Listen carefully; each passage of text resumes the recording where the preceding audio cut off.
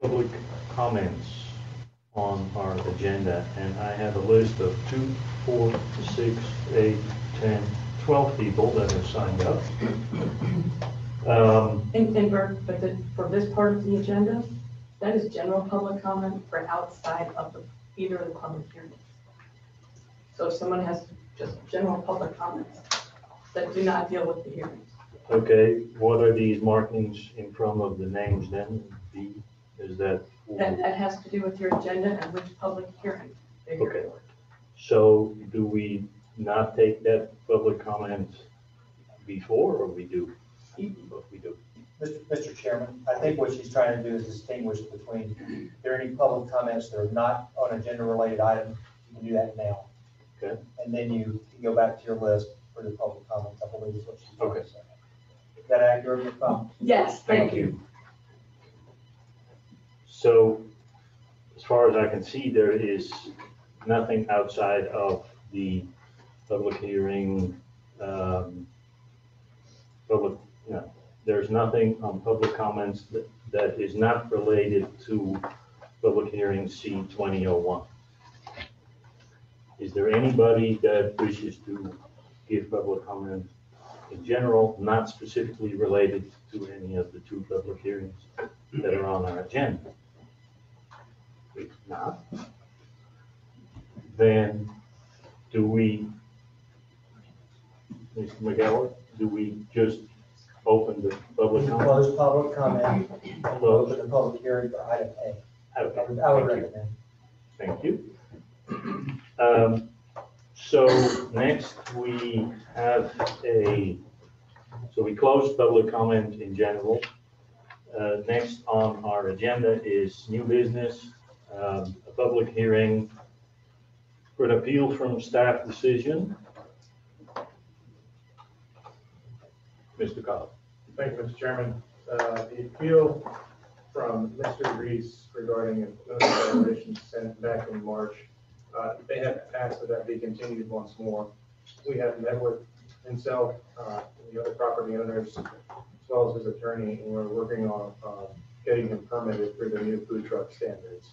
So at this point, they'd like some time to consider what that would mean in terms of their development costs before they pursue the appeal. And so they have asked for it to continue at your next meeting, which we're looking at August for that next meeting date. Okay. So basically that's off the agenda for tonight. Do we need a motion? Right now you have a continued or a recessed public hearing. You can either reconvene it and recess it for another date, or that one dies and we start. I don't know what that does to the application. So why don't we recess it till the next scheduled meeting of the Board of Adjustment? Mhm. Do I hear a motion to that effect? Well, first you have to open the public hearing in order. You have to reconvene the existing public hearing. On A or B? First on A, and then we'll deal with Okay, B, all right. same thing. Okay, so we reopen the public hearing, appeal from staff decision on a zoning violation. Yes. Do we need to vote on that? Or? Yes, somebody needs to make the motion, somebody needs to second, and you need to vote. I move, pardon me, that we reconvene the public hearing on the motion on zoning decision. All in favor? Aye. Is that August 10th? Your next scheduled meeting is August 10th Okay, so I would at like. 7 p.m. So the motion would be to recess it until August 10th at 7 p.m. Like to entertain a motion to that effect. I move that we recess it to our August 10, 2021 meeting, 7 o'clock. 7 p.m. I second. All in favor, say aye. Aye. And then we basically recess that public hearing. That is what you have done. That That's is what we've done. So next, we go to our recessed public hearing C-2001, Bartel van Oostendorp, request for a conditional use permit. Like to entertain a motion to open the public hearing. I move we open the public hearing on item C 20-01, request for conditional use, Bartel van Oostendorp. All in favor? Aye. Aye. Then, right now, we are in the public hearing C-2001. We have a list of 12 people that want to give public comment. And what I would like to do is to make clear that we all understand that this is informal comments. The speakers will have to come one by one, as I call you, to the podium where the platform, where the microphone is. You must state your name for the minutes in the microphone, and we will limit individual comments to 3 minutes, and if there is a spokesperson, but I don't see that, for a group, it would be 10 minutes. So if the first person, Rachel Shipley, would come up. And 1 second, who's keeping time? Perfect, thank you. Do I need to turn this on? I think it's on. All right. Hello, my name is Rachel Shipley, and I work for Dr. Van at 26 Cook Lane. I manage the bookings, and I am the person in direct contact with guests of the property. Dr. Van and I set out to turn his property into a wedding venue because we believe it is the ideal use for the space. He had a vision of sharing the space with others so they might enjoy the beauty of this area as his family has been able to do. I have been helping him bring that vision to life. And listening to the hearings last month, I noted that while it sounds like two groups on very different sides of an argument, in reality, we have a lot more in common than some might think. I believe that most of the neighbors against the venue really just want the same thing that we and our guests want, to enjoy the land. I think one of the biggest issues that we as a group face is a lack of communication between us and those who are unhappy with the venue.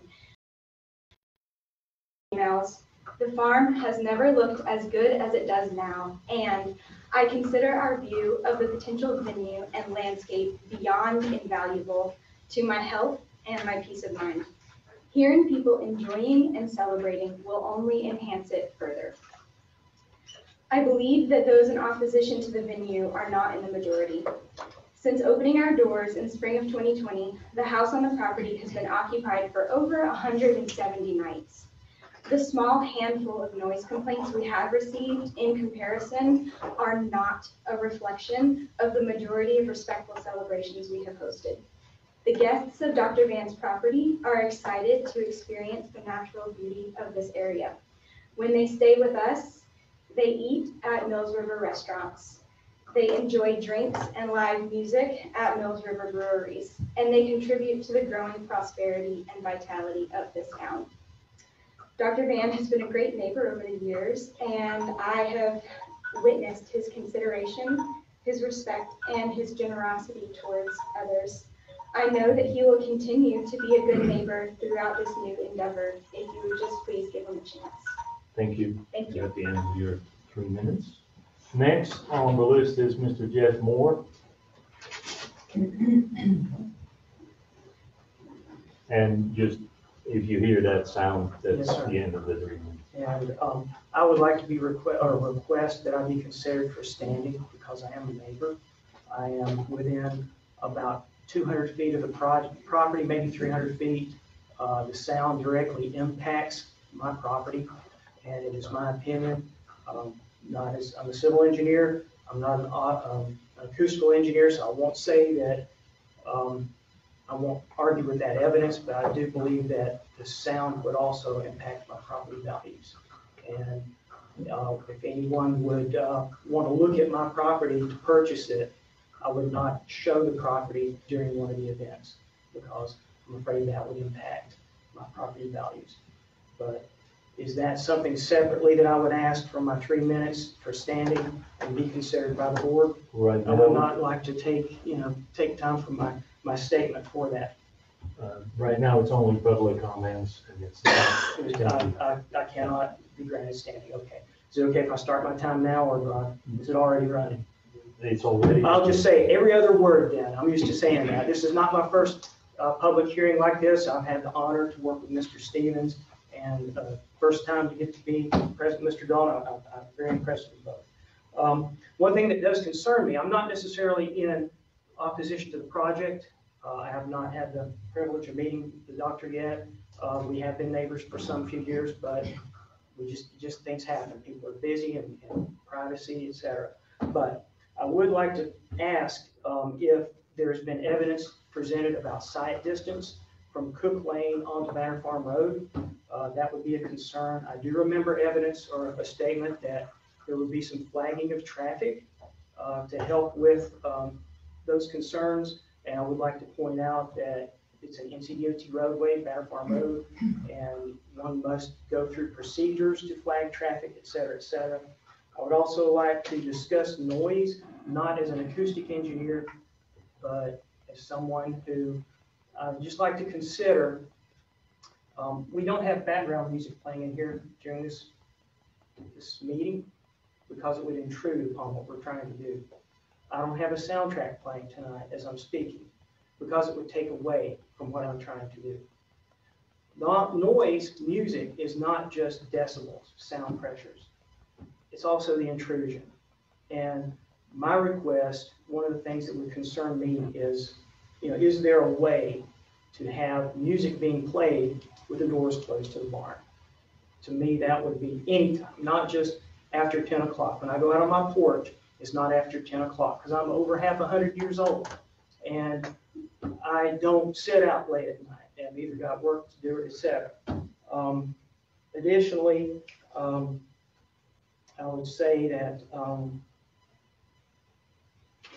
Cook Lane, if I were able to suggest conditions, I would suggest that the sight distance on Cook Lane be considered as a safety issue and be mitigated somehow, as well as the maintenance of Cook Lane. Thank you. Thank you so much. Next, Melinda Shipley. Hello, thank you for having me. Thank you for your time. I know it's been arduous. My name is Melinda Shipley, and I have been Dr. Van's office manager at his dental office for 13 years since he first moved to Brevard. He is an excellent employer, he's kind and he's fair, and he'll be a great asset to your business community. Our office has 4 or 5 staff gatherings every year. Sometimes we have them at my house, sometimes we have them at other members' houses, or sometimes at one of the other owners' houses. We were invited to use Dr. Van's house for our fall gathering in 2020. And that's why I'm here today, is to speak to the discussion that was at the last hearing about our gathering. I attended that gathering with 15 or 20 coworkers. We did a mystery game, we played music, and we ate barbecue. We went in around 10 p.m. to watch a movie. The thing is, we have the same type of gathering at my house several times a year, and my neighbors have never complained. None of the other neighbors, the owner's neighbors. It's just living, it's just life, and nobody there, none of the others have ever complained. I've never been worried that I was being watched or recorded when I've been invited to a private home. It's a little unnerving to hear details of your gathering presented before the town council as though burping were illegal. Most folks have some idea that they have privacy when they're at a private residence. I was also at my granddaughter's Sweet 16 party, which was held in February at Dr. Van's place. There was a food truck. Anyone can rent a food truck, and a large number of people do. The cornhole boards were mine. There was a complaint about the noise. We have the cornhole boards at every gathering when our family comes over. And so far, we've never had any of the neighbors that have complained. So it's just normal life and normal gatherings, and I didn't think that our gathering was in any way different at Dr. Dan's house than it was at any of the other gatherings that we've had. I just wanted to speak to it since it was brought up at the last meeting. Thank you. Thank you. Next is Ita Trenton. Hi, I'm Ida Trantham. I live in the Wedbridge subdivision. So I wrote this down so I wouldn't forget things. Investing in a home is a huge financial decision for us, and we base it on regulations, and we look at what is around us to protect our investment and our family life. A camp does not offer that protection. Even if the sale price of our homes is not affected, the time on the market could be affected and in turn affects us financially. I was shocked to hear the experts state that they did not take into consideration the noise factor. Not all the breweries play the music as they stated, and they are situated in industrial districts, not residential. Bull Rock also stops all music at 9 p.m. in respect to the residents of Mills River.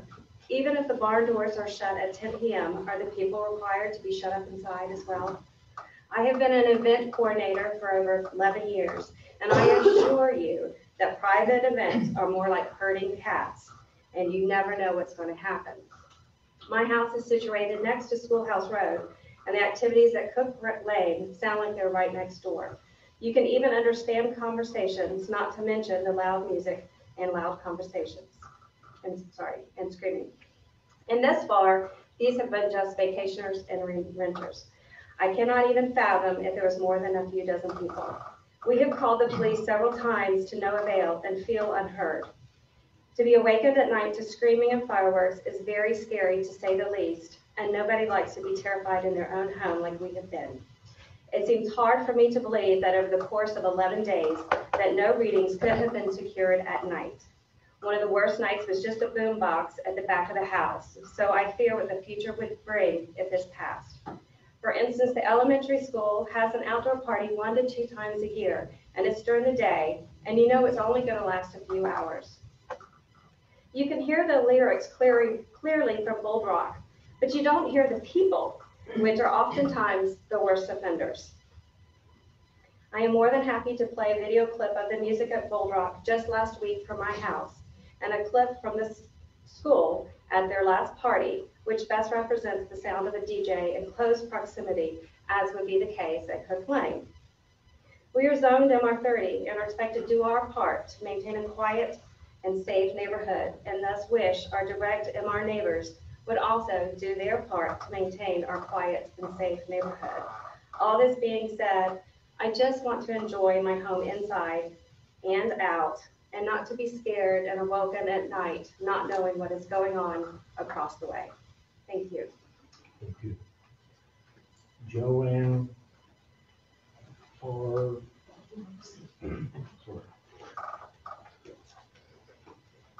Good evening, my name is Joanne Forbes. I also live on Chippendale Drive, about 3 houses up from the complainants on the opposite side of the street. However, my living room and bedroom are on the front of my house. And in the wintertime, all year, I like to leave my bedroom window open because I like the fresh air. When I first received the notice in my mailbox of a private meeting concerning these issues, I called, one of the ladies on the list and asked her to please invite Dr. Van to the meeting. I know him to be a kind, generous, understanding family man, and I felt sure he would listen to their concerns, address them, and find a way to compromise that would suit everyone. They didn't want anything to do with that. I felt like they just wanted him out, and I often sit on my front porch when the weather is nice in the evenings. I hear Bull Rock's music and laughter on occasion, but have never heard any music or laughter of any kind from the wedding venue. And upon learning of this situation, I made it a point to sit out there when I knew there was an event, and still I couldn't hear anything. I have heard and have seen lots of loud fireworks at the community center several times, and they've concerned me a little. I was afraid sometimes that some of the fireworks would land on dry leaves in my camper and start a fire. But I chose to sit on the back porch and enjoy them. Therefore, I was aware of anything that would happen, that if there was a fire or anything that I could address. And I'm sure the other residents have heard them as well. However, we've never heard them complain of these fireworks. As for the notion of our houses losing value due to this venue, my husband passed away just a little over 2 months ago, and I had my house appraised using 3 different appraisers, as I thought I might have to sell it, and it has tripled in value since we bought it.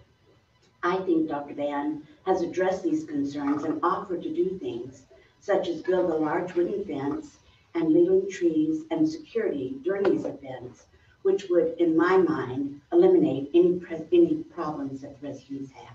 Thank you. Thank you. Chris Byers.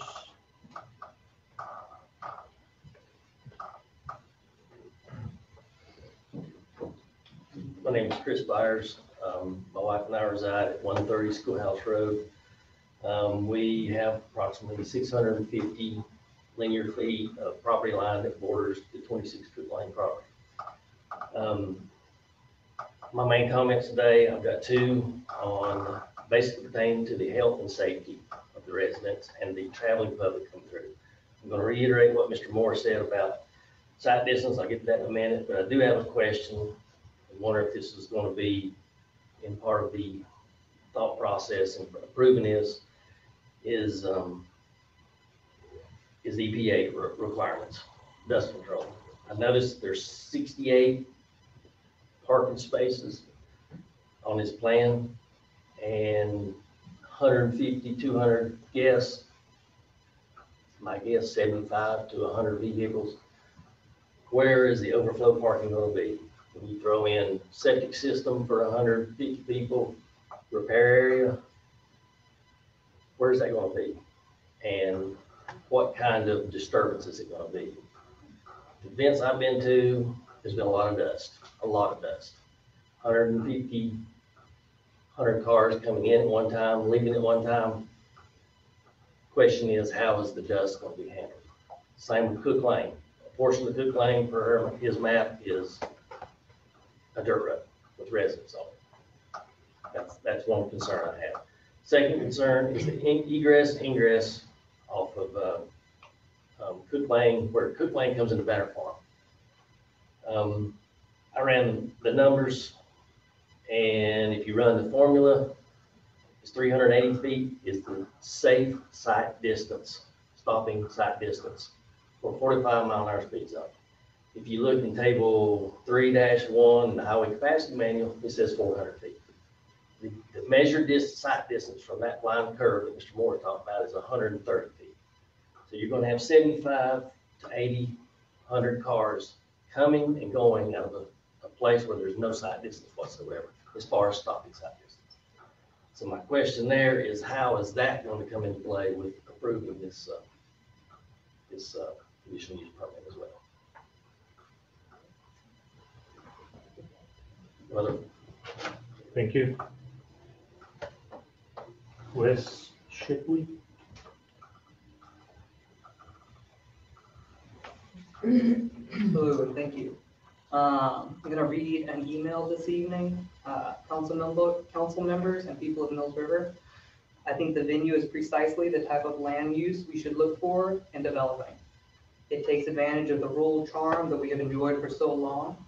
While I have heard some complaints about potential noise or light pollution, I would remind people to consider what a housing development, condos, factory, or other land use would be.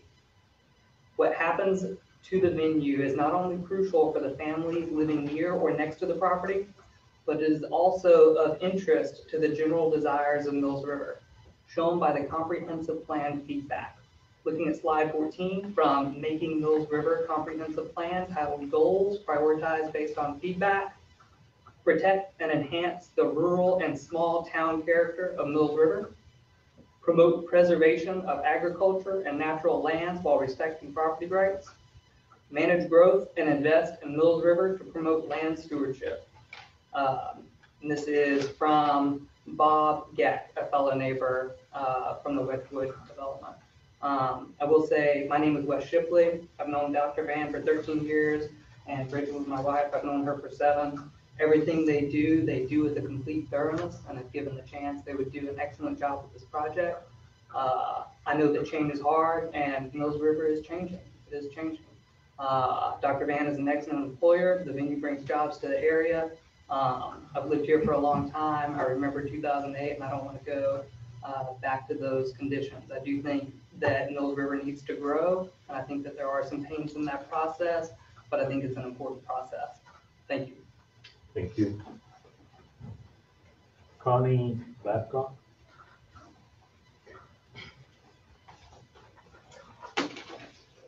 My name is Connie Babcock, and I live at 133 Belverde Lane in Mills River.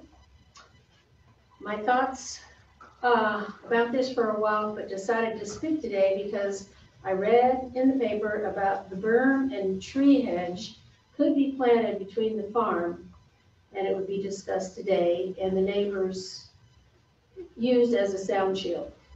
Remember to consider your natural light source if this is proposed.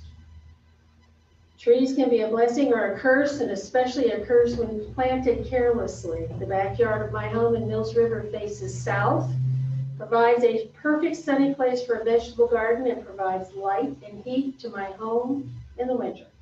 In a few years, that will go away because the Mills River Town Council has allowed the developer of the crossing at Mills River to plant Leyland cypress trees as a total continuous hedge. Trees grow to 70 feet tall and 20 feet wide. They were planted 5 feet from the property line and 5 feet to each other. They are notoriously fast growers, so the expectation of that has motivated me to speak to this and ask for a solution for the future of my rights as a property owner and taxpayer of Mills River to the continuation of the natural sunlight I enjoy now. The history of this action is less than understandable. Mills River Town Council did not address this issue in their ordinances at the time of the developer's approval to build homes and plant a hedge that would impact the neighbors and still does not have one. Mills River Town Council did not monitor the correct placement of these trees. When told of the situation and asked for help, we were told to talk to the developer. We did that. His response was to take it up with the homeowners on the homes behind us. When asked if he would commit to keeping the trees at a decent height, he said he would not. The developer has demonstrated over and over that he will do exactly what he wants to, regardless of the fines placed on him. They are two lengthy unit lists, but are on the record with the town. I ask that there be a solution by Mills River Town Council so that my rights are respected and the future of my sunlight is assured, and that's why I'm talking to y'all. Remember this. Is that the end? No. Nope. That's my broken phone. I won't sign it. I'm sorry. Okay. Where was I? Okay. I believe that there should be restrictions on the planting of solid evergreen tree hedges along property lines that restrict the natural sunlight and produce a shadow of no more than 10 feet into an adjoining property during any season of the year. There are so many reasons to address the issue of trees and their placement. Other communities, such as Henderson County, deny solid evergreen hedges, but allow alternating deciduous plantings along with evergreen trees. The nature of the Leyland cypress is such that it grows and deteriorates in 20 years if left to its total height. Thank you very much. Thank you. Sam Ball.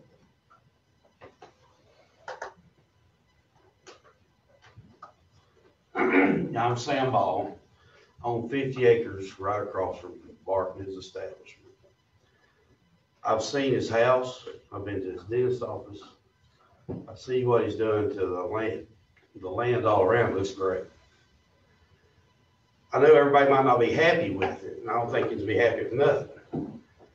Because, I mean, if he does one thing, half of y'all be mad about that. If he does something else, you ain't gonna be happy about that. But what I do know is when he's done, it's gonna be a top-notch place. I enjoy listening to music when they're over there. Yeah, we've had some instances, some of the guests has come and they come across the creek and come over there where we're at, but if you ask them nicely, they'll leave. You know, we've never had a problem, don't expect it. So I think what Bart's doing is great. I know he's working on another entrance. And, you know, Bart's a businessman, whether he does this or something else with the land, he'll do something with it to make money. And, you know, I have no doubt it'll be a very nice establishment. And I live beside two industrial complexes on Fanning Bridge Road. And I'll tell you what, he's done a lot more here than they've ever done over there. And you hear them all night, which is fine. I mean, they're a business. You hear Sierra Nevada when they throw their parties, and I live 2 miles away from them. But I mean, you're going to have that noise if you live anywhere in Mills River. They've got 5 or 6 breweries. And you know, it's always a chance. It's always a drunk. It's always some idiot. But for the most part, I think what he's doing is great. You know, I'd say it's making my property worth more money too. And another thing, I wouldn't want somebody to come on my property and tell me I couldn't have my cows, or I couldn't cut my hay, or I couldn't let my dog out, you know, different kind of stuff like that. And that might be years to come what it might go to. A lot of these people might not like that. They're told what to do on their own property also. Because it could get to that. That's all I got to say. Thank you.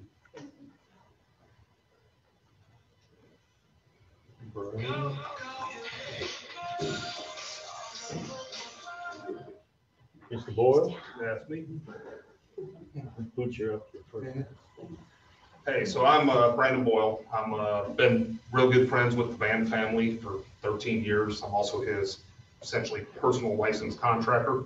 I'm a building contractor. I do all the improvements at the venue in Mills River, also at his dental offices, everything else.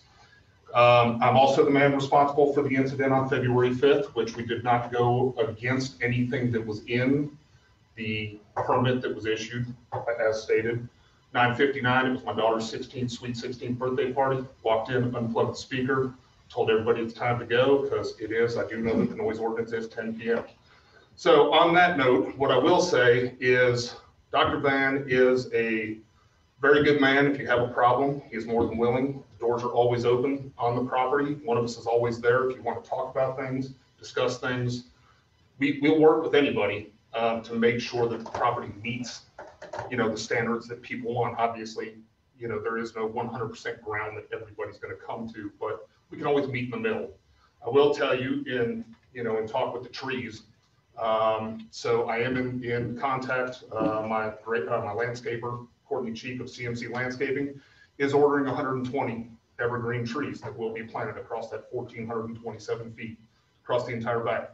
Dr. Van does not want that, but we feel like at this point we're back to a corner to where pretty much we have to block it off. So he would rather, you know, keep the nostalgia of the property where people can enjoy it from their backyards, enjoy the property, and you know, just let it be what it actually is. And it's a beautiful piece of land. In the 30 years I've lived here, it's one of the most beautiful pieces of land in Western North Carolina, as far as I'm concerned.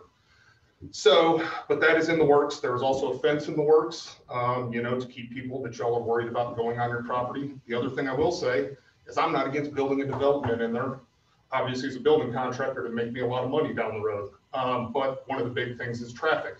Each household almost owns 2 vehicles. So if you stick with y'all stipulations of 3/4 of an acre per household, take 30 acres, that's 40 homes. That's almost 80 cars on a daily basis that are in there coming in and out. So there's a lot of different avenues and a lot of different ways, but I think we can find middle ground as long as everybody's willing to sit down and actually just decide what this property needs to be and keep it what it is. So, thank you. Thank you. Randy Combs? I think he had to run. Chris Wood.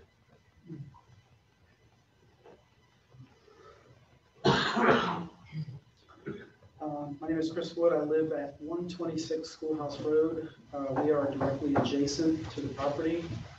We bought there about 3 years ago, and we bought there because it was really peaceful and nice and quiet. Bold Rock came in after we were there, and it's annoying sometimes, but everyone's stating how, oh, Bold Rock's there and it's, you know, it's not a problem. Well, it's not a problem because there's not noise during the day. There's noise starting at, I don't know, 7, 8, whatever it is. And it's not, I mean, they're considerably farther than the wedding events would be to us. I'm a nurse. I get up at 5 o'clock in the morning. I go to sleep at about 9 o'clock at night. I am not going to get restful sleep if this thing goes in. There's just no way. I only have 4 weekend days a month.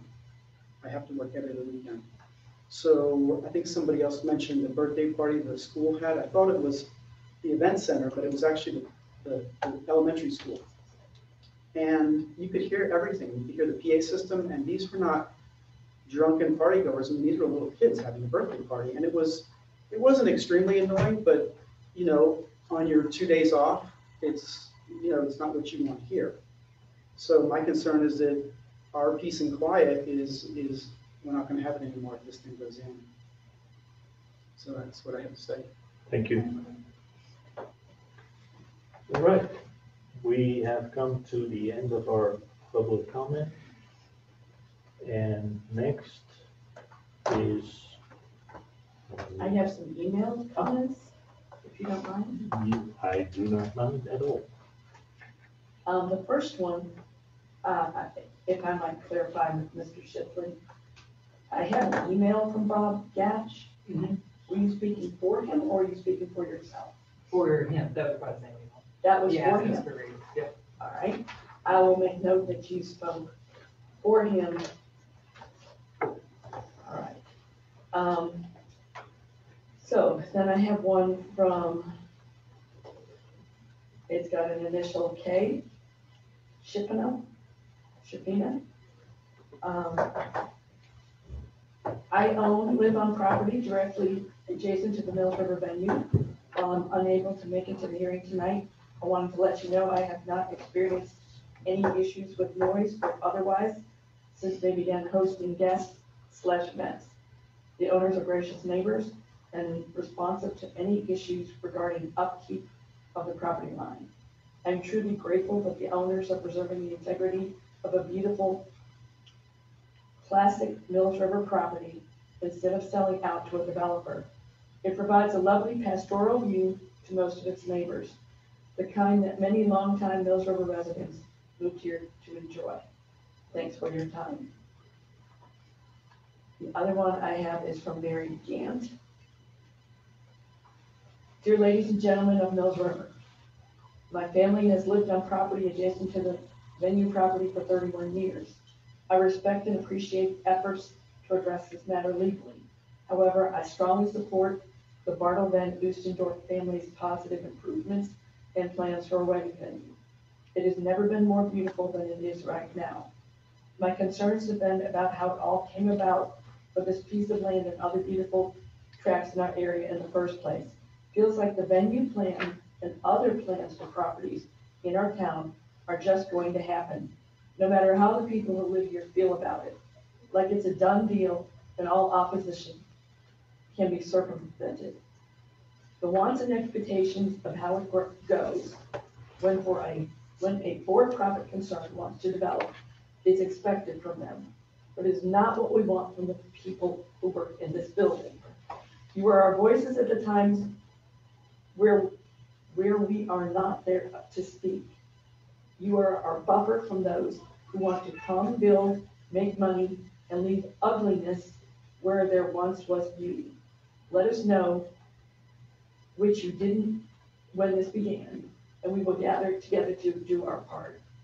When a new proposal is on the table, ask yourselves what truly motivates you. If it isn't the preservation of all the things we love about our community, then you might think again. In conclusion, I am supportive of the Bartle family's venue plans. They seem to be good stewards of the land. The land is more beautifully maintained than ever. It is quieter. The deer are abundant and cross the field daily. Weddings are a part of life. I don't mind the sounds associated with those celebrations. There are far more totally objectionable uses for that land, parentheses, houses, apartments, etc. Please don't let that happen.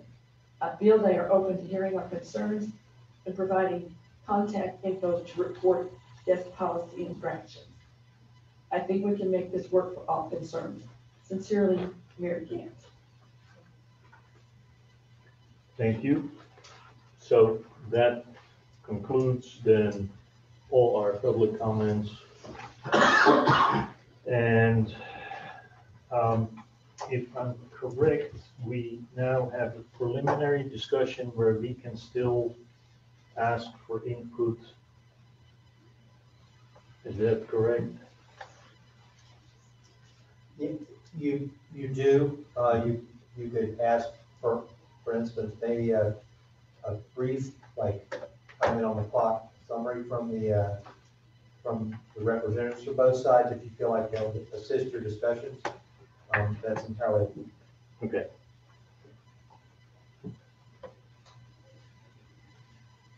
Dear members of the board, what do you want to do?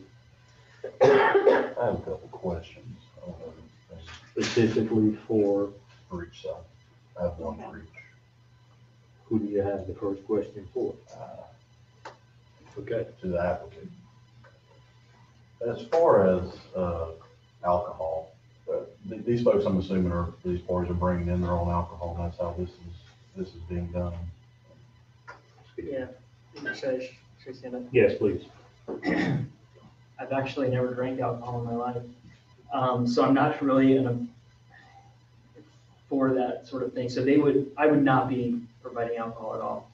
They would have to have, I think there's a process, I'm not totally familiar with it, but they have to have like kind of a license, and they have to go through a process to have someone manage that or something like that. It would be done in that fashion, in the proper fashion, and I wouldn't be providing it at all. I'd just be providing space. Okay. Thank you. I can speak on that a little bit more. You need more? We're not taking additional. I'm satisfied with that answer. We're satisfied, thank you.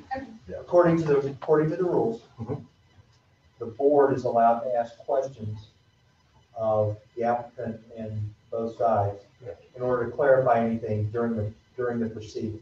I think asking someone else to come up to speak more would be opening up an entire can of worms we don't want to open. So I would advise against that. Enough worms that we keep in the can. All right, next question. And this next question to the opposition. Can you please recap the argument you made that this does not fall into the zoning, current zoning of the area, please? Yeah, So with any recap, we put you at a 3-minute time. I mean, we were here for a very long time, the last. Just 3 minutes and it starts now. So the recap is, when you look at section 154.045 use requirements, it specifically says that no land or building shall be used in whole or part for any use other than those listed as permitted for that district. It goes on to say that the administrator can make it or shall make a determination if a use not mentioned can be reasonably interpreted. And so what they're saying is basically in the MR30 district, there was nothing for an event venue. So they're pigeonholing that into a camp. But there is a specific use mentioned in the Mills River zoning district, and that is assembly. An assembly is defined as venues for entertainment and other special events and conferences. So my argument was, you allow assembly in the light industrial district. It's a specific use that's allowed. That specific use, when you go back to the particular provision of the MR30, isn't listed in the MR30 district. And so basically this board would be disregarding the requirement that a specific use has to be listed in that district in order for it to be permitted. It's not a camp. He said it's not a camp. It doesn't comply with the rules under 15A, Administrative Code 183600. And assembly is a permitted use. If they wanted to do assembly, which is exactly what they want to do, Mr. Cobb even said, sounds exactly like what they want to do. Mr. Van Ostendorf said, yes, that's what we're going to do, venues and special events. If they wanted to do that, they had a couple of options. They could have asked for a text amendment to have assembly as part of the MR30, or they could rezone their property to light industrial, and then they would be able to have that. But that was my argument, and basically saying, just because it's a slaughterhouse, it's not allowed the industrial district.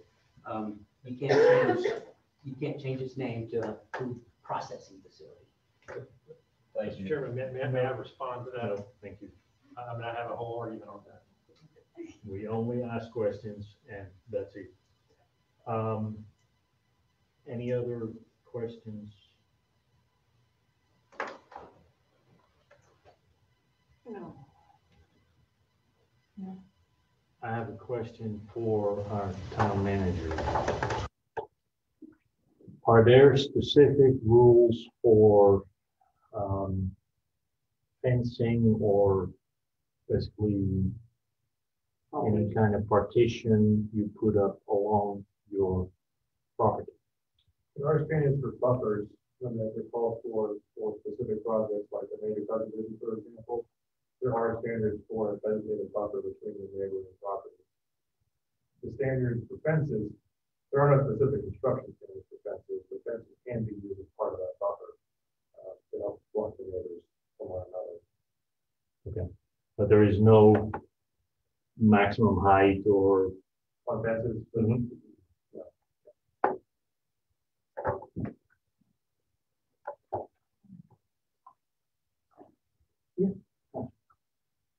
I do have a question for Mr. Cobb, and this is maybe a philosophical question of the town, for the town.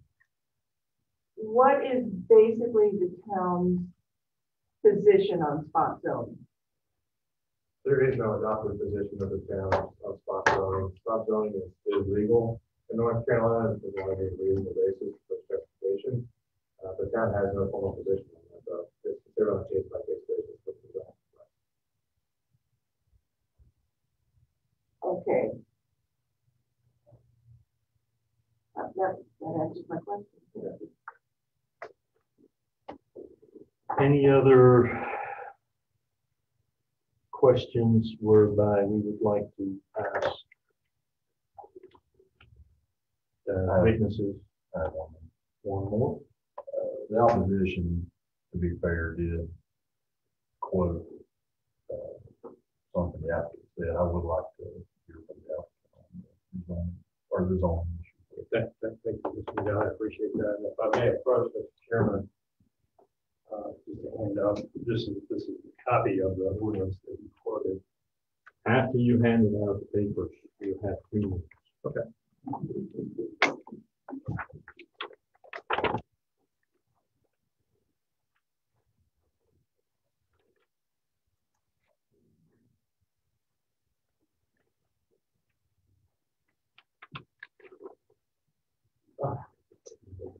So, Mr. McGowan, Mr. Chairman, it's a pleasure to be back here.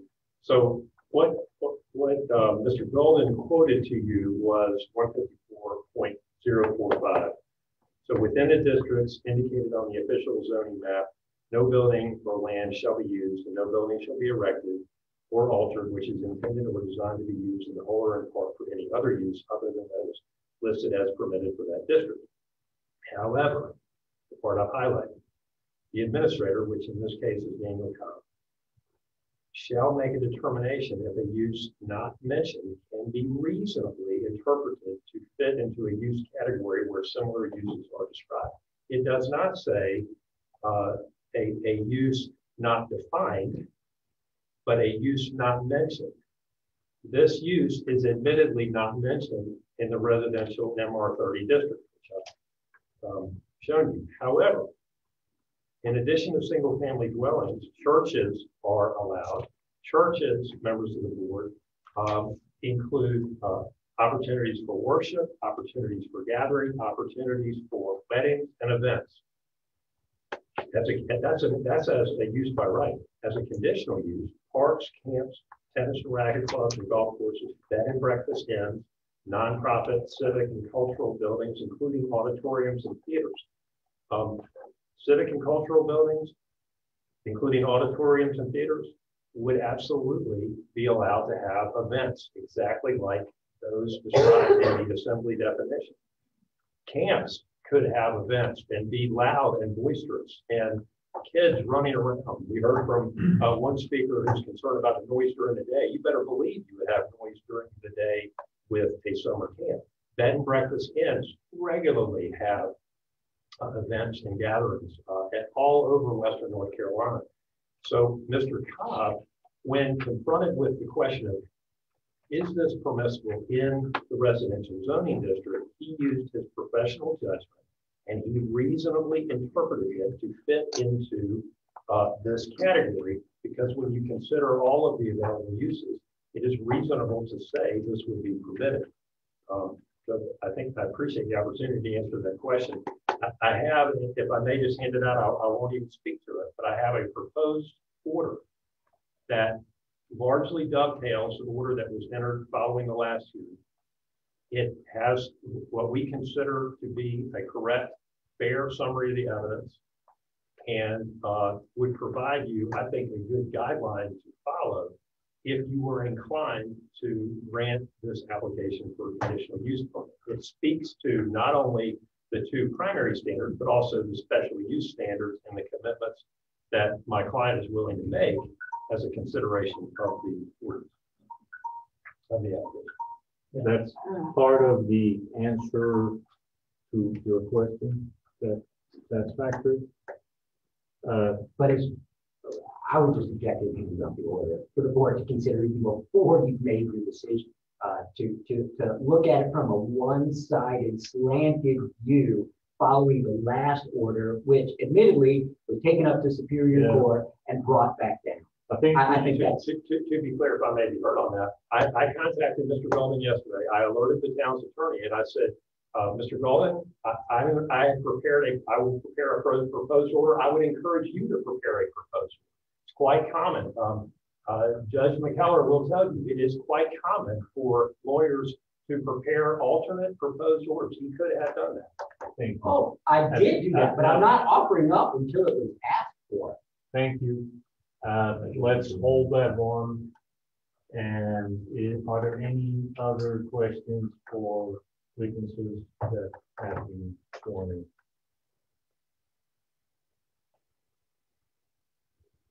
Then I think we go to the next step, and that is our deliberation without any other input from people on the other side of the table.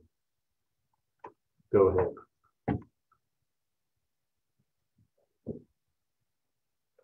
Where to begin? Well,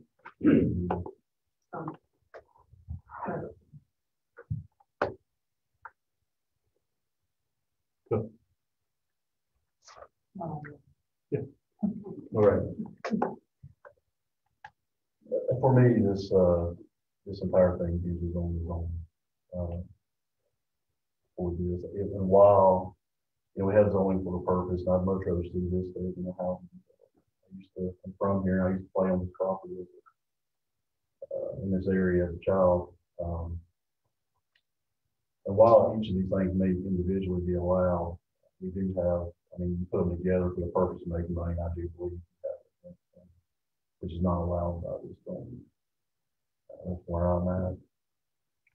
I don't want to be there because I like the idea. I think it's a great use of land. I'd rather see that than anything else. And it's not about inconveniencing those folks completely, because everybody's inconvenienced about something their neighbor does. When I was a cop working nights, my neighbor mowed grass at 10 o'clock in the morning, and so be it. They mowed grass at 10 o'clock in the morning. But that being said, I don't think it fits into the zone as it is. I'm ready to make a motion to approve it.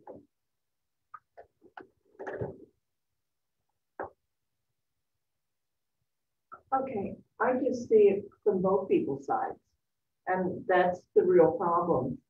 I see, I live in a small development too, and so I kind of see it from that point. But I see property rights and the usage. I have a church where we're having a very large development built right across the street from us. It's gonna change the land usage. It's gonna pave things over. It's a real difficult situation. Each side has presented and proved, I can't say proved, but has very skillfully presented their feelings on this. And I don't really know what to do at this point. Do you? Well, that's why it's in front of us. Yeah. And that's why we gotta make a decision that either we approve a conditional use permit with conditions, or we don't. Exactly. I respect Brandon's feelings about zoning. I mean, that's probably why we're all sitting here, because we respect zoning. And that's why people buy property where they're buying it because of zoning. And then you have to take into mind, and I keep thinking about this, of some of the other cases we've heard, that Mills River was Mills River for many, many, many years, but Mills River wasn't a political geographical entity until 2003. And everyone afterwards has, at one point or another, gotten stuck with something that either happened before and they're happy about it, or they were happy with it before, but now they can't do it. And that's why conditional usage is here. I'm concerned with conditional usage and restrictions of making sure the restrictions are followed. And how do you enforce it? Well, according to town's regulations, if we issue a conditional use permit and there are complaints, it's a little, either it comes back in front of us or it gets pulled. Okay. So there's the, Now, how that point comes that you get this kind of enforcement, I don't know. I mean, it's probably going to be a long road.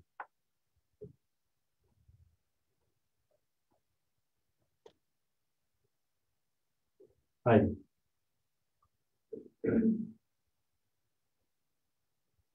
If they went for, if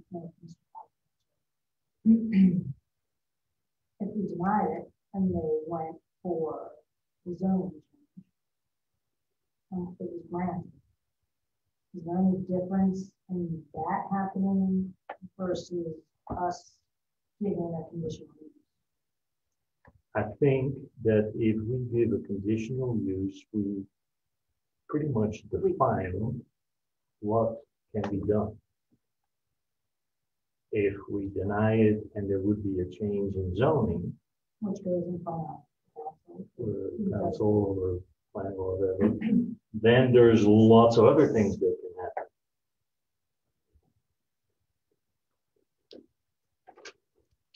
well, isn't it if they go for rezoning, Oh, you don't put conditional usage in on a rezone?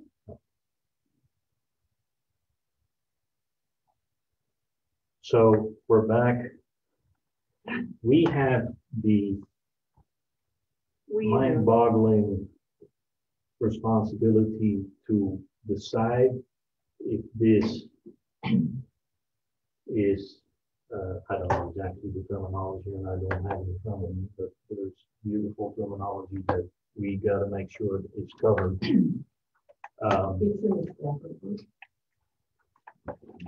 Here. Yeah, that it will not adversely affect the health or safety of persons residing, working in the neighborhood, proposed use, and will not be detrimental to the public welfare or injurious to property or public improvements in the neighborhood.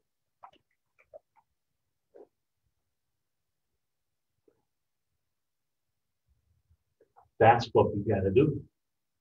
And if we vote on that, and we can put the conditions in,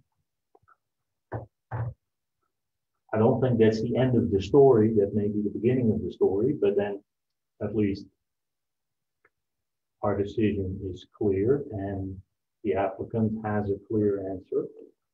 And the opponents also know what we put for conditions on the use of this property for the applicant, to the applicant.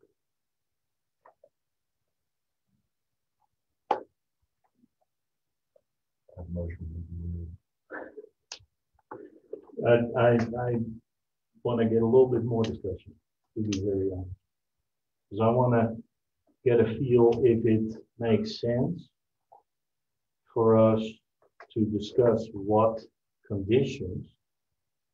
But if we don't want to go to conditions, then where I'm at is if my motion fails, I believe I've dealt with things for a long time, things like this. I can put enough conditions on to where I believe we can make everybody happy, to the best of our ability, with minimal inconvenience to the property owners. But that's it. Well, do you mind if you just make that what you have in your head right now part of the discussion?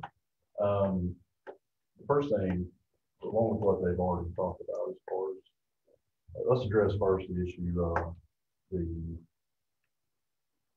people that come on the weekends acting up and all that.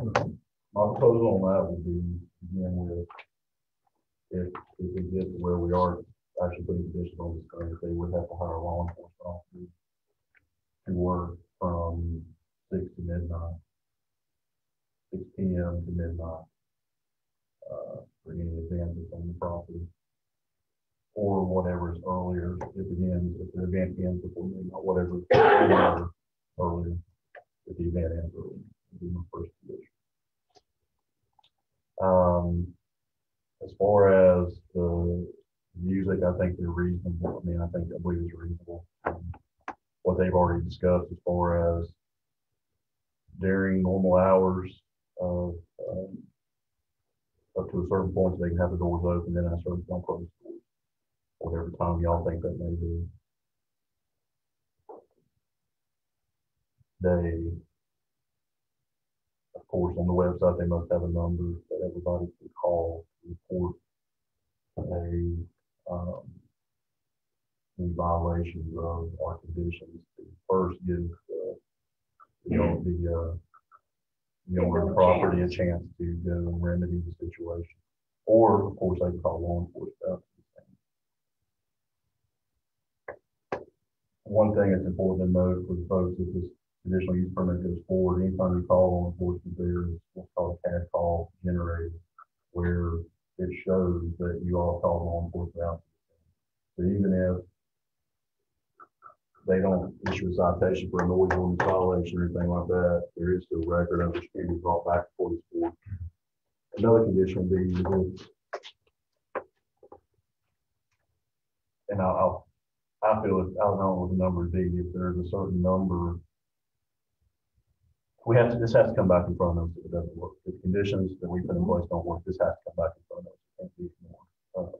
So we need to make sure that, there's an avenue for them to address issues through us, for us to be able to make a decision if this should be revoked or not, if it is approved.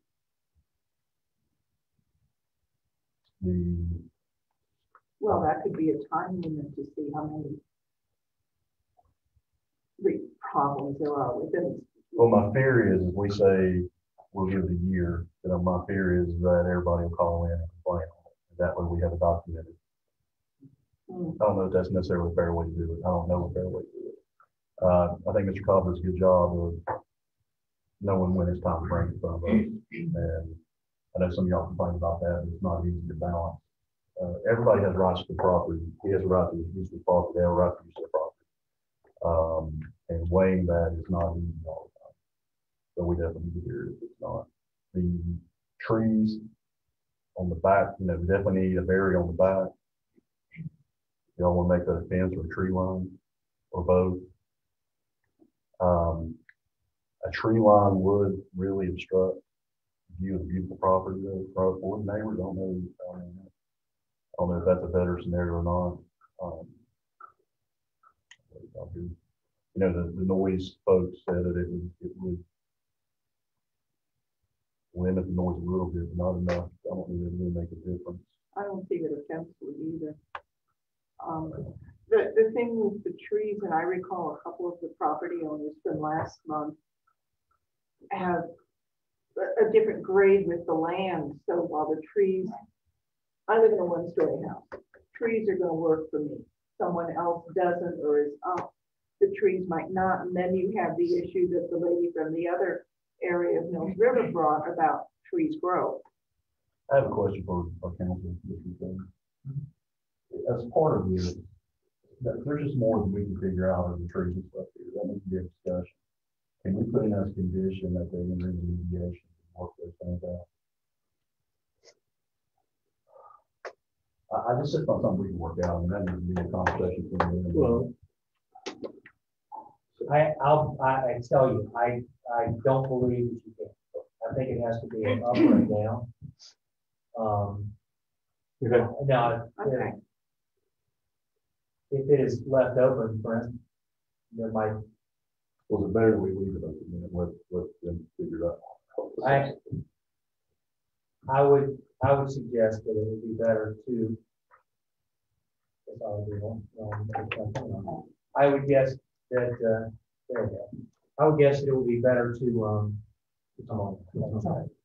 I would guess that it would be better to make a ruling, and then if there's an issue with it later, have one side or the other come back and deal with it.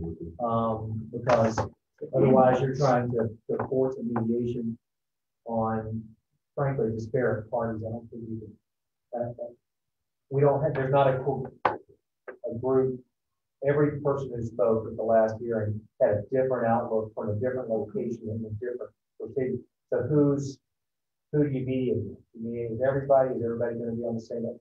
I think you're just opening up. It's just not anything really Not feasible. manageable. It wouldn't be feasible. So it seems to me that you would need to make a decision and a ruling, and then if, for instance, that was particularly onerous on the property owner, and he wanted to come back and ask for that to be modified, maybe he could talk to the neighbors and get them to agree to modify that. I mean, that's just a possible thing.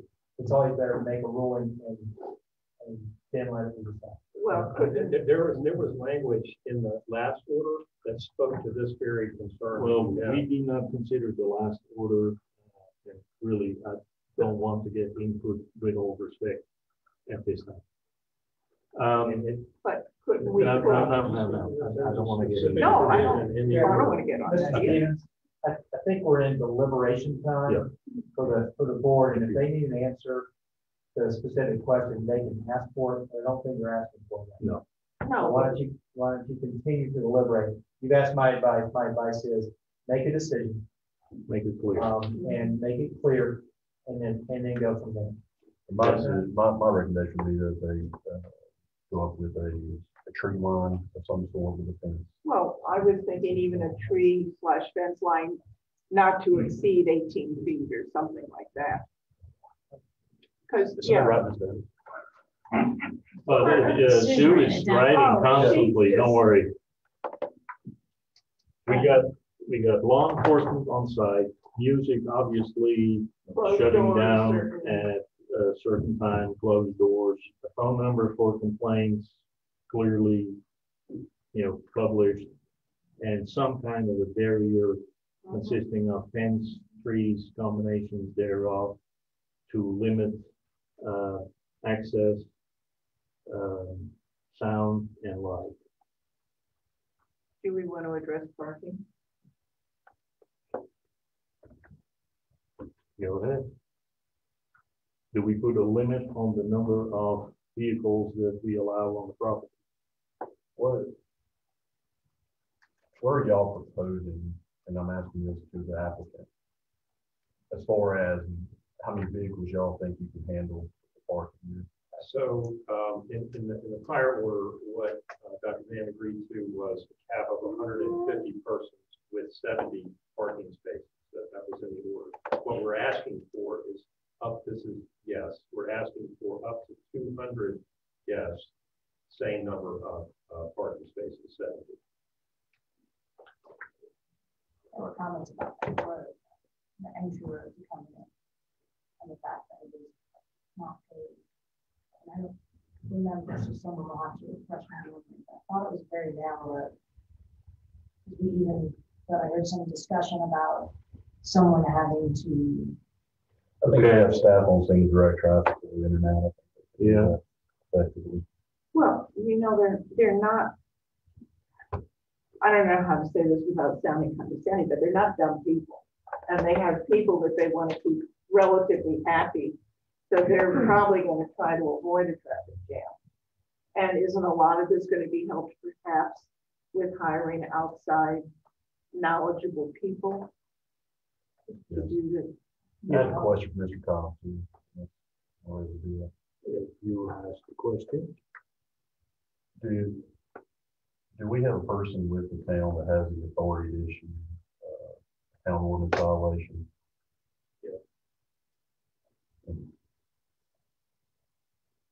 Do they have, does that person come out, call or investigate a noise ordinance violation? Right now, the town does not have a person dedicated to noise ordinance specifically. We have a zoning administrator who starts enforcing all the town's code ordinances. And so he would respond accordingly based on workload of the case.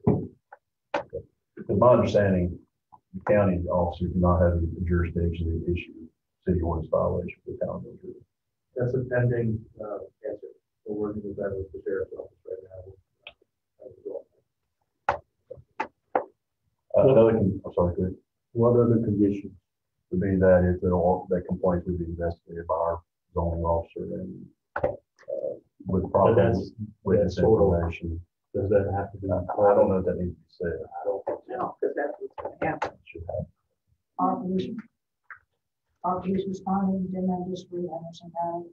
Henderson Sheriff's Office said that they are not filled out. No, that's fine. That's just fine. I just remember some of the residents saying that they called and police told them there was nothing they could do.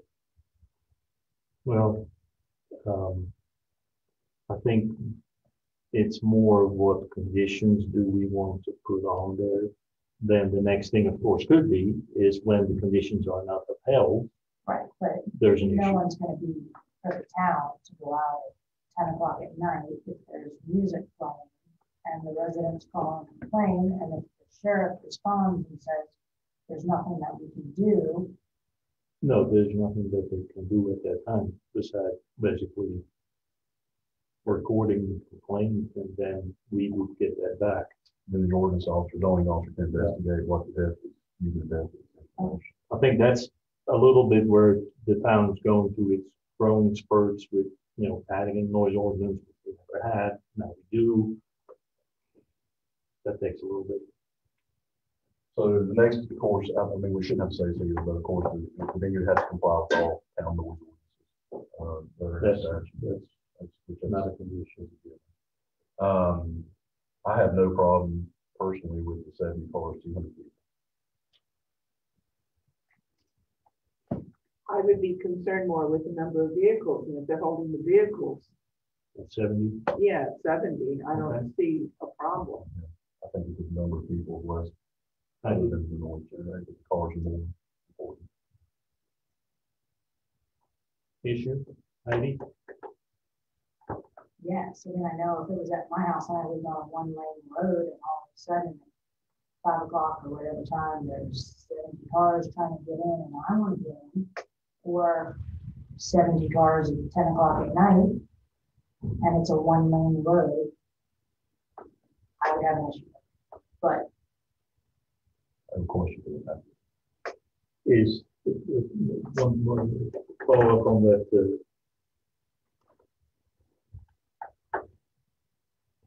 If you can have a church there. it's not a church though. No, I understand, but there's a lot of people going at the same time and coming at the same time. So it'd be sort of the same issue.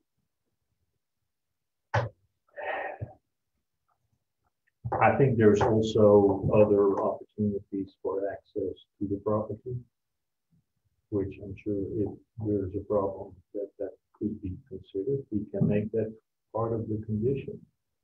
think my question about the clear something, so. Did you ask? Mr. Chairman? Yes. I'll just point out that there are, in the evidence that you have, tab 3, there are an alternative proposed, just on this issue, a proposed roadway, 45-foot wide, 18-foot roadway, very last page of 3.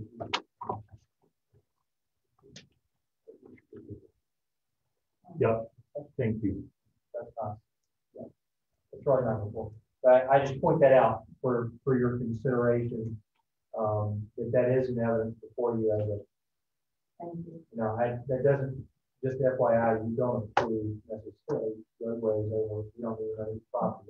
No. But that is listed in here as a alternative, if you wanted to make that a condition, that would be possible. And I just have to interject. I don't think you can do that at all, because if they're going to consider those parcels for this application, all of the adjoining property owners would have had to have been notified, and they weren't. So that would be, respectfully, Mr. Golden, I understand what he's coming from, and frankly, I would make the same argument if I was in his shoes. But my job is to point out to you alternatives. Yeah. There is that problem, and it does potentially exist that is other property that would be disturbed if you made that a requirement. If you made the requirement for an alternative access to be obtained, that's a different requirement. Okay, so if we ask for a condition to improve access that accommodates the 70 vehicles coming and going, that would be a possible condition that you could put on there. Yeah. And then it would be up to the applicant to figure out how to make that work in order to be able to use this property as a condition. I think we can just put the conditions they have to run off. Improve access. Just like that. Improve access. So I don't think you're gonna be able to. No. We're not gonna tell him what to do or how to do. I'll have to go to everything to handle that. But it's basically improved access, because that's what you're concerned. What else?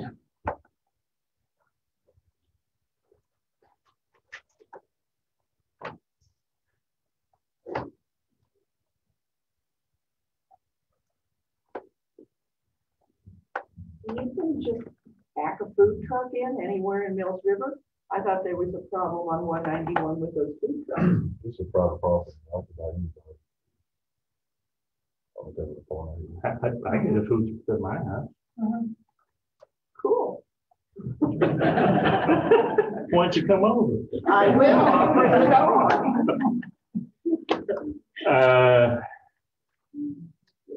Yeah. I think we're getting picky. Yeah, I think that's where we got to be careful that it's conditions to basically make sure that Public welfare and injuries to property, you know, that health and safety. Yeah. I think I like the idea of the off-duty law enforcement. I really do. And I think that is going to help a whole lot of. Okay. That's part of it. Yeah. So, of noise issues, possibly. what else is of concern that we have heard evidence presented? Well, are we going to do the barn door must be closed by 10, or do we want to do that only on Saturday night? That's up to us. Yeah, I understand that. So what do we say, 9 o'clock, 10 o'clock? 10 o'clock. I think 10 is fair. All 7 days, 10 o'clock every night of the week. or 9 Monday, Sunday through, I don't know, 7 days a week. consistent, 10. 10. What else?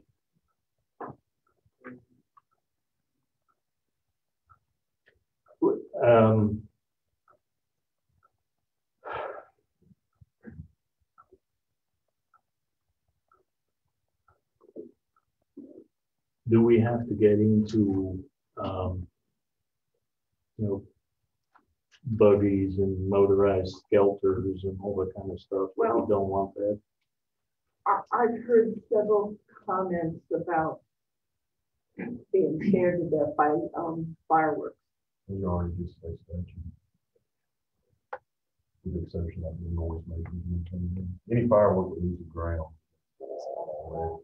Okay, Okay. Ready? and it's not a shooting range, so they can't No. be shooting guns off. And as far as the other stuff, you mean like little ATVs? and that Yeah. kind of thing? We need to, I don't know. Oh, so they'll need to be able to operate those at some point to maintain the problem. Okay. Right. What else? Looking at you, honey. He's given up on me. Let me make a motion first to see if this is even going. Well, we have to make those two motions. Well, My motion, we vote on the entire application, Yeah, we vote on, just not those two parts. no, but I think that it makes sense that we agree on the conditions. Because I hate to get into a long discussion I afterwards. guess what I'm disagreeing with is should be approved Right. to have what I talk about there. Okay. So my motion is that we deny conditional use permit 20-01, that it is a venue that does not meet the requirements of individual residential 30. I'll second the motion. All in favor of that motion, say aye. Aye. No? No. Now what? With 2 and 2. You write it out. You have a motion. No. Or said no. Then it's done. My reading of the ruling is that any vote before has to be approved by majority. There was no majority, therefore the denial motion is denied based on the fact that it was not approved by a majority. Okay. We'll have a second. There we are. You know what's gonna happen next. Make a motion that we approve the conditional use permit and will not adversely affect the health or safety of persons residing or working in the neighborhood of the proposed use. I'll second. All in favor, say aye. Aye. Aye. Aye.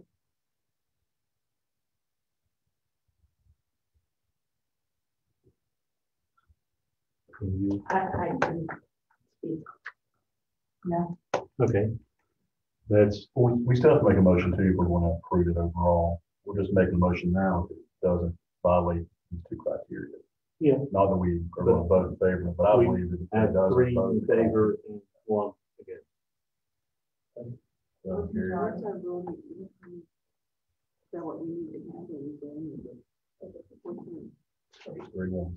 It's a 3-1. Yeah. And it carries. Yeah, okay. Yes, it carries 3-1 as a majority. Variances require 4 out of 5. Mhm. Conditional. Any other conditional use and other decision, Yep. there's a majority vote. And therefore, that particular motion does carry based on the rules. I have a second motion. Okay, With this approval of this, we approve this conditional use permit and that will not, or that this conditional use permit will not be detrimental to the public welfare, interest, property, or public improvements. Second. all in favor, say aye. Aye. Aye. Aye. Have a third motion. So the 2 motions were approved by 3-1. You have another motion? My motion is that we deny the use of this conditional use permit based on the first member, so that it will not be zoned required.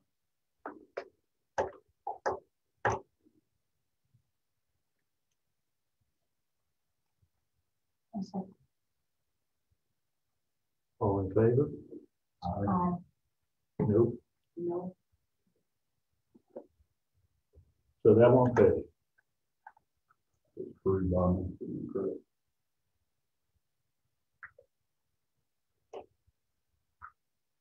I'm gonna have to think about that one for a second, because we're doing double negatives here.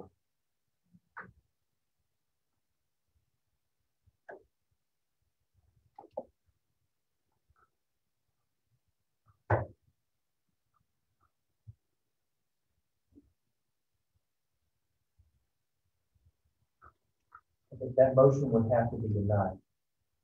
And it's because it didn't pass.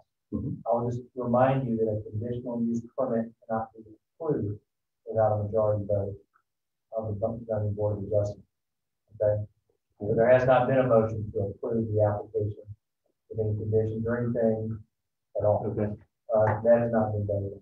Okay, so we need a final motion to approve it with the condition, Okay. right? That is correct, and then the board will vote regarding that. Okay. And I would suggest you put your conditions as, whoever makes the motion needs to state the condition.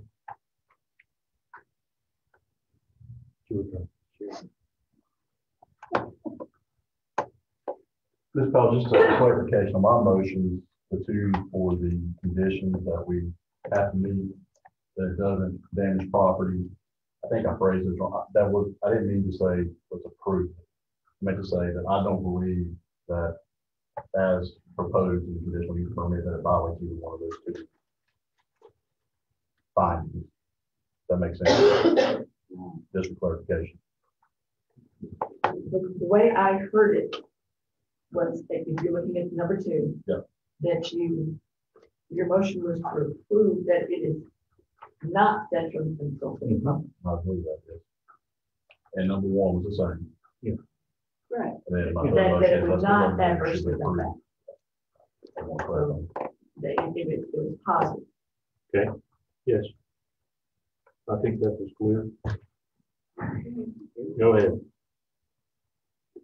I move that we grant conditional use permit C-20-01 with the following conditions, which must be followed. Number 1, to hire off-duty law enforcement for security from 6 p.m. to 12 a.m. or earlier if the event ends at an earlier specific time. Number 2, the barn where the music is going to be held, music can go on there with doors open until 10 p.m. and then doors are closed. Number 3, on the website and other means of public communication, there has to be a very clear phone number posted and a name if anyone has a complaint or a comment about activities at the venue at that time. Number 4, a barrier must be erected between the event, between the property in question and the neighbors that butt up to it. Can be a combination of fence and trees, and it can be no higher than 18 feet. And I don't expect an 18-foot fence. Number 5, parking would have to be provided for 70 spaces, which would accommodate up to 200 guests, with possibility of improving access in the future. That's the motion. Do we have that sufficient? If you're content with that. I am. Do I hear a second on that motion? I will second it. So, sorry. May I ask a question for clarification? Yes. On one of the conditions about the barrier, not to be 18 feet, is that a tree at full maturity or the installation? At full maturity. Thank you. Another clarification. you were concerned whether I was writing down all the conditions you discussed. Mhm. Were you including improved access? Yeah, that And I was mentioned- at the last part. Sorry, I'm trying to get it all down. I'm Sure. trying to make sure I got it all right. Okay. Okay. Motion on the table, I seconded it. All in favor, say aye. Aye. Aye. Those against, no. No. Motion failed. Then, I think, Mr. McCallum, that we have come to the end of our, Yeah, I believe what that means is that the application for conditional use permit has been denied for lack of a majority vote at the Board of Justice. Yeah. And that will be and then findings of fact will be made based on the discussions. do we have to basically make another motion to The deny next them? motion will probably, you can close it here, you can close the discussion and move on to the next item on your agenda, which is adjournment. So basically, as Board of Adjustment, we have denied this application. And I would like to entertain a motion to adjourn. No, we close the public hearing. Close, close public hearing. I move we close the public hearing. I move we close the public hearing. I second. All in favor, say aye. Aye. Very much. I move we adjourn. I second. All in favor, say aye. Aye. Thank you for your attendance. Appreciate it.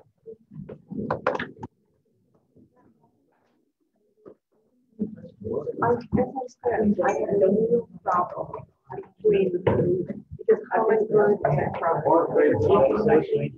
That's what